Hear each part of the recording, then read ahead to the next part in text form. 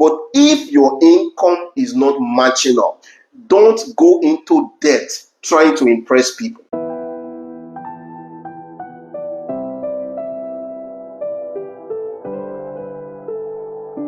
Oh, a big year.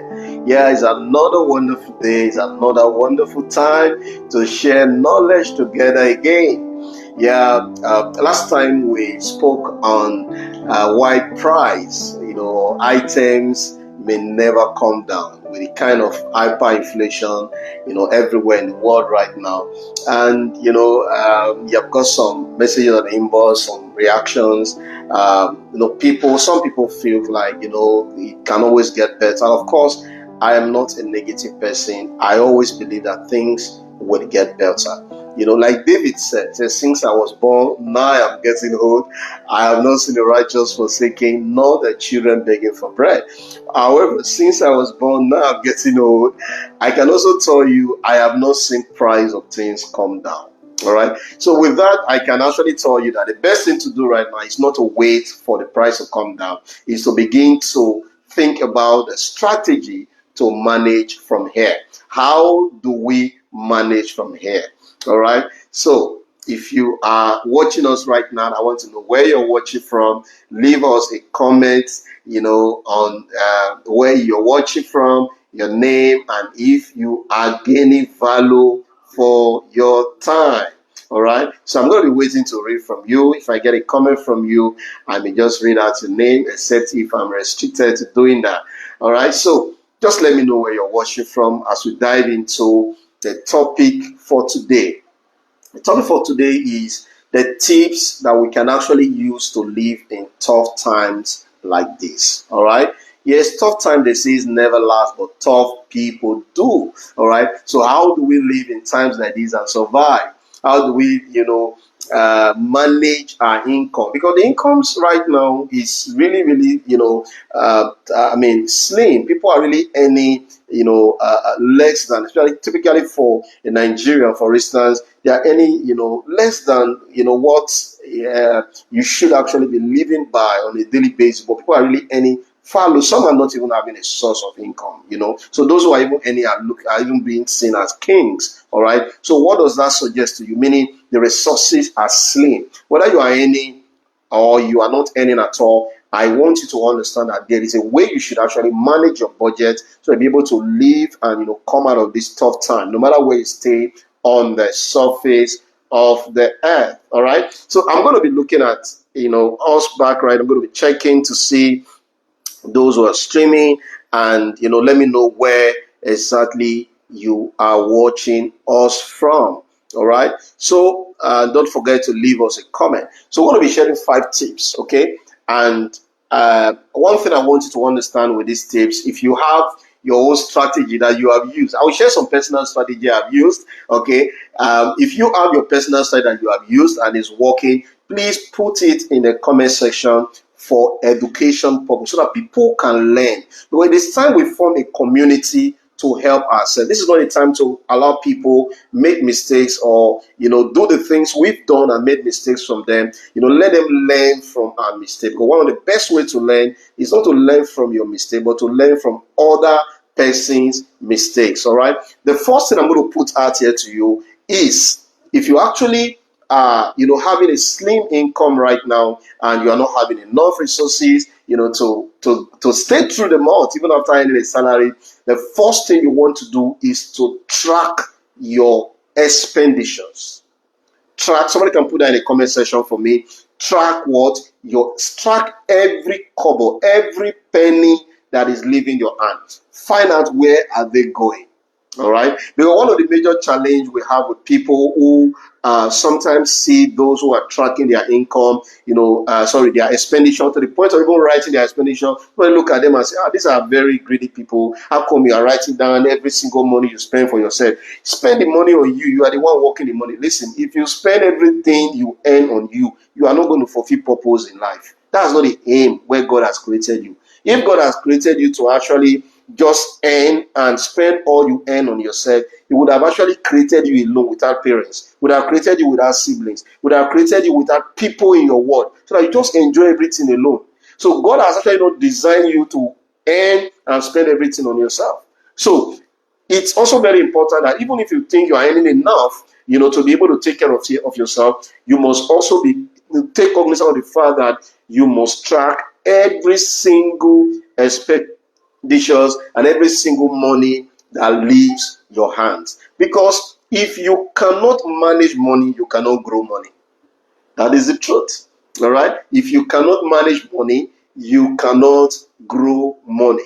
You cannot actually, wait to have it in bulk before you now say, hey, I have enough money and I need a financial manager. No, you must first be your own financial manager. And now when I say track every income, what am I saying? For instance, you earn 100,000 naira. Okay, let's put it practically.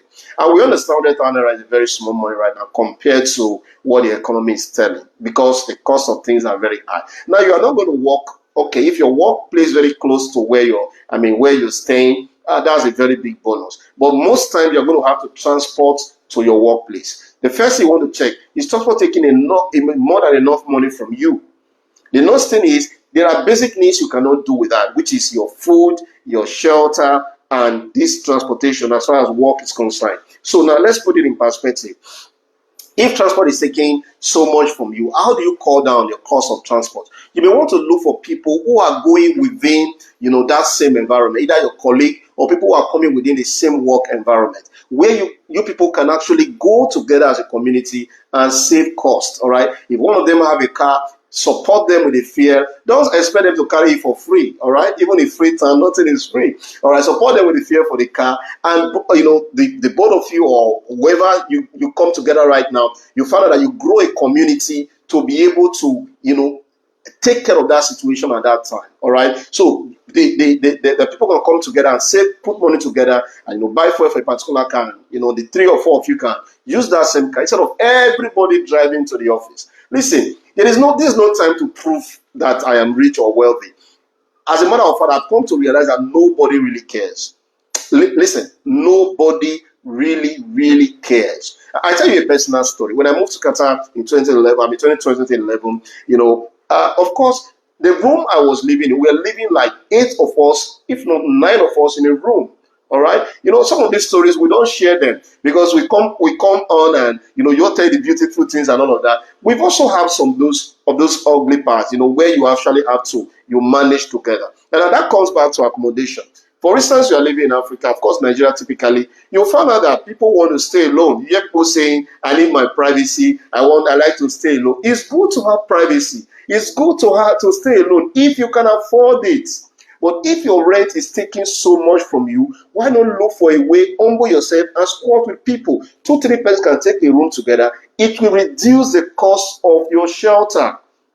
All right? Because the challenge is, these things are basic needs that you need, or you need to sleep for you to be able to go to work. All right, look for like mind, look for people of the same mind, and then stay together. I know somebody will be wondering, how do I stay together? A grown-up man, listen, you cannot be poor and be proud. The two does not mix. You must find a way and come to the middle.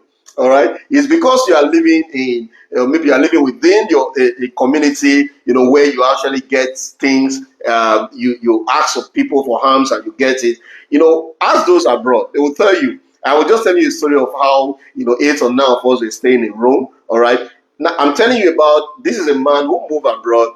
You have my personal house before I left, and I am having to squat with other people in the room. Why? To cut costs.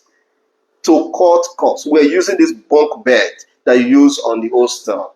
All right. Why? It's not because I don't know. I just told you right now that this guy I'm talking about has a house, he has a car, and everything was moving for him, before he left home. But here, we came here abroad, and we are now living together as a community. People you don't even know before, you are forced to stay in the room. You cannot be proud about it. You don't even have privacy. You want to make your calls. Either you go outside, or those living abroad. If you're abroad and you're living abroad, you understand what I'm saying. Please just leave a comment there and let people know that I'm not just making this up. All right. We needed to stay together to save costs. But you are home, for instance, you're in Africa, and you are expecting your brother abroad to send you money. He is squatting with 6-7 persons, and you're saying, I can't stay with people, I need my privacy. Listen, you can't be poor and be proud. You must drop one of them. All right. So you must understand that you have to cut costs from your transport, cut costs from the accommodation, and then you want to say, how do I cut costs from feeding? Feeding is, I mean, all of us we must eat. Yes. If you probably need to eat in a buka right now, the present day in Nigeria, I think you need 1,000 naira or 1,500 to be able to eat at least reasonably. All right. There could be lower than that. But if you find that, if you also use that 1,000 naira, 1,500, you will agree with me that you can actually still make a food that will take you for 2 times. All right. Let's say 2 meals, if not 3 meals. You can even cook a pot of soup that is not too very rich, but it's to still be okay, and you still have some protein and some minerals that you need for your body inside the same pot of soup. All right. So you must begin to look at how to cut costs on, because if you earn 100,000 and you're spending 20,000 or 30, 40,000 on transport, and you're spending another 30 or 40 on, see, you're going to find out that you beg even before the month end. Because why? You are not understanding how to cut down on your costs. All right. So I've talked about food, cutting down on food, which is like the second point. I will just talk about the third one now. All right, which I'm going to come back and share some personal stories on how because like I told you, since we were born, now we are getting old. This same story of price increase, things are not, people complaining, has always been there. So there are strategies, around these things. Another thing also you want to do on cutting down on costs is check the subscriptions you are having. Some of you have a Glow network, you have MTN, you have DSTV, you have Netflix. Check how much you are spending on all of these subscriptions. All right. And come down and ask yourself, which one can actually go out?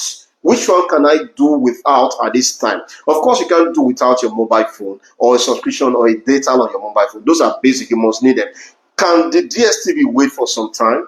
Can the Netflix wait for some time? As a matter of fact, anything that is not adding income, all right, to your wealth building or adding value to your wealth building capacity should wait until you are able to actually fund that leisure. It's not now that you are trying to survive that you're not thinking of, oh, my DSTV have just expired, oh, my Netflix have just expired, oh, I need to renew MTN in case Glow is not going. Look for the stronger network and renew, put the data on that, reduce the subscription. Because some of you, the amount of money you are spending on mobile recharge for data and for internet as well as calls are so high that if you put them together, you'll be amazed at how much they amount to at the end of the month. So you want to look at where exactly you are spending this money on, because this is where the problem is. You think that, oh, after all, I need to socialize. And the funny thing, with your mobile phone, you can achieve any of the social medias you want to actually access right now just with the data on your phone. All right. Of course, if you want the news, the news are even more easier on Twitter and Facebook and all of that than even waiting for the regular channels to publish them. All right. So you want to actually begin to work on that and ensure that you cut down costs on data and other things that you are spending money on. And now, for instance, if you cut down on your DSTV, guess what you have also done? You have also saved time for yourself. You cannot use that time for some things that are going to be more profitable to you. The things that are going to add value to your life, things that are going to add value to your person, things that are going to help your income building capacity. Because right now, just staying on that one source of income, it's just not what you want at this time. Let me not be very negative. It's not what you want. It's not what you actually need. Okay, I think that's a better word. It's not what you actually need. You need another source of income. Are you going to quit your job? No. You must keep that job and then begin to look out for what to use your time on, all right, to profit you, to earn more income for yourself. I was just sharing a little story now, of some of the things that, we needed to do when, of course, for those who are abroad, or those of us who are living abroad, you understand exactly, where I'm saying now, or some of the things I'm going to say. At the time, when things started getting better, of course, now I'm no longer living with people. I'm not living alone. I think my family has moved over at that time. But we're in a house, all right, that, yes, each time I finish paying the rent, paying this and paying that, there'll be nothing left to live with. It was so tasking, it was so, we're struggling. And I was beginning to imagine, oh, what's the problem? Is it spiritual attack? You can easily think that way because things are no longer working. Your family came and you are thinking, what's the problem? At least you've been trying, why they were not around. Why are things the way they are? And I discovered that the house I went to rent was too big, was too expensive. All right, he was killing us already. He was taking away the blood that we think we are getting from whatever nutrient we are getting from the food we are eating. The house rent was taking it away. All right, you can't even sleep because listen, house rent abroad is not like anywhere in Africa where you can tell people, I don't have money. There's nothing like I don't have money. When the month end, you have to pay. All right, you either pay or you go to court because your check is at stake. So it's not something that is compromised. You cannot even go and say, let me come and pass the night in your house. My landlord is looking for me. Landlord will not look for you. You are the one to look for the landlord in some cases. So it was tough for us. And I discovered that, one of the things that was really killing us at that time was the house rent, the house I went to rent. Because I wanted to give my family a comfort. I needed something. But at that stage of my life, that was not the kind of comfort I needed. I may have thought I needed it from the part that, oh, you need a 2-room, you need that. But my income was already telling me that was not comfortable. Because before the month end, I'm already having issues. All right, it was tough until I realized that I have to go and beg the agent to terminate the contract, and then we move into 1 room. Yes, 1-room apartment. In that 1-room apartment, what did I do? I did a partition. All right, with my wife and children. Some of these stories we don't come up and share them because people feel like, oh, yeah, this just came. No, this didn't just come. We walked this way, we walked this path, with a level of, management, with a level of, you may want to call them, tight spending or whatever name you want to give it. But we weren't greedy to ourselves. We're doing whatever we needed to do. But there were things we couldn't afford that we thought our status deserved, but we couldn't afford it. We have to stay according to the size of our income. All right. Over time, that has changed. All right, that has changed by the grace of God. But if we had decided or forced ourselves, to get to that level at that time, it would have been a disaster. And guess what? In the midst of that, we got some family members who we, facilitated their coming over. And one of them, when he came to the house, he told me, and I think I told my wife, he said, this place where you are staying and you say you are living abroad, because why? She understood our status while we're back in Africa. She know how we're living. This is a man that have a house, have a car, and was living well, have a room to everything, have a room for visitors, have room for this, and you're not living in 1 room partitioned. Do you know what? We needed to cut the cost at that stage. What stage are you now? You need to cut the cost for your stage. Not because your reputation or whatever status you are maintaining does not deserve, what you want to get. It deserves it. But if your income is not matching up, don't go into debt trying to impress people. The worst you can do in this economy is to go into debt. Because what you're even having is not enough. Going into debt is like digging a well. All right, you are digging a well right now, not even not a shallow one, a very deep well. Because when the money start coming, you start throwing inside the well because you need to pay your debt. So you want to live according to what I just said that, as regards to rent, of course you can do that on every other areas. They are bringing Ashwebi, you can't afford the Ashwebi. Tell them you can't afford 5 years. Buy 1 year, use it to show the cap, wear your jeans, make it a designer. Be part of it, but part of it with style. You understand? Find a way to cut down on the cost because it's very, very important. And guess what? For those who probably said, oh, this is where you are staying at that time, I'm sure they're not going to say that anymore. Why? Because they now understood that what we're doing that time was actually trying to build a system and a structure that was going to endure the test of time. If you are getting value, I want to leave, put a comment in the comment section. Let me know you are getting value, you're learning something, or you have a tips on how, people can actually, come out of these times, and put it on. Let's share it together, all right? Sometimes one of the major challenges we are having is that we don't come together as a community to fight a cause. Everybody wants to fight it alone. And then you find out that you can't win a community fight alone. Everybody must come together and be part of that community. That takes me to the other point, all right, which is like, I think, the fifth point right now. You want to begin to look at how to build a community. In Africa, I think it's almost everything globally. Call it cooperative. A cooperative. While researching for this topic, I found out that they're actually cooperative for food in Nigeria. Cooperative society for food. People coming together, all right? This is how it works, basically. Now, for those of us who know, you will relate to this, during the celebration period of Christmas or whatever, people come together and buy cow, and then they will share it, all right, and portion it. So instead of going to buy meat, beef, they will buy this cow, put it, take everything, then share them together, and it saves a whole lot of cost, all right? People are doing it now also for foodstuffs. They put money together, all right, and they go to one village market. If it's Gary, they buy Gary in bulk.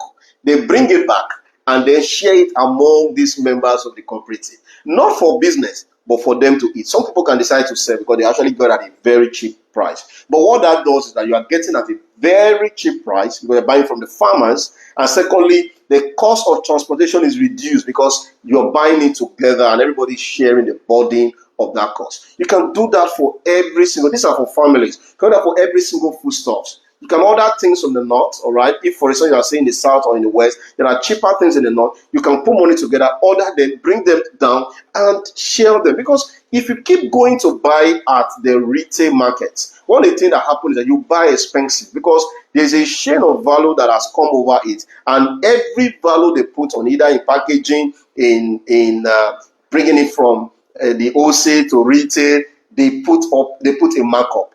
Each of those markup is money leaving your pocket. So come down, advise yourself, look for a group of people who thinks like you, and then begin to see how you can mitigate the cost of buying of these things by coming together to buy it in bulk. One thing you must understand is that in times like this, two things happens. You either come out better, or the times will make things worse. All right. So the choice is yours. You want to ask yourself exactly what is my aim, in going through this time. Of course, we've had it again and again that tough time doesn't last, but tough people do. But the challenge is that the kind of world we are in right now, some of these things may not end, but there are people that are going to, find a way to live above it. And to live above it means you have to build resilience. You have to come up with strategies that are not normal strategies, because you cannot win the kind of times we are in right now with normal strategies. There must be some strategy that is, away from normal. You want to use the word abnormal? Yes, abnormal positively. Anyway, abnormal strategies. And one of the strategies I just told you right now by, buying food in box and all of that. These are abnormal strategies. For example, you want to buy an oil. You go to an oil factory. You bought 10 gallons. About 10 families share them together. You are buying at a very reduced price. All right. The retailers are not going to have the opportunity to put up their markup and then make a profit from you. What does that do for you? It reduces the money you now spend on such items. All right. If you are getting value up to this, I want you to leave us a comment. Let us know you are getting value, and also let us know that the tips you are also using to manage the times we are in. Surviving is not about money. That's one thing you must understand. To survive times like this is not about money. No matter the amount of money that is put in your hands, if you don't have the strategies on how to manage tough times, you will definitely lose the money. You will think you panic into buying a particular item that you don't need. You may even panic into putting the money into a wrong investment. All right, like somebody will say, don't CBS me. All right, for those who have had their hands bonds in CBS, you will understand what I'm saying. But they thought they could actually have their money multiplied. And a lot of people fell into this genuinely, with genuine hearts and all of that. And trust me, these are worth people who are desperate also do in time, taking advantage of others in times like this. Taking even that same money you think you don't have, they take it away from you with strategies that you will just think that they were genuine, until you realize that this was a scam from the beginning. All right. So if you are getting value up to this time, Let me know you are getting value. Let me know where you are watching us from. And trust me, we know for sure that lives are getting transformed. People are getting value. And also, let us know. Let's share your story. Let us know how you are also, moving on, or overcoming the challenges of slim resources at a time like this. Surviving is no longer an option, and it's not about money. It's about strategy. It's about wisdom. Till I come your way again, I remain your friend, Dr. Emmanuel O. Odige, saying, yes, it is possible. Thank you. Bless you.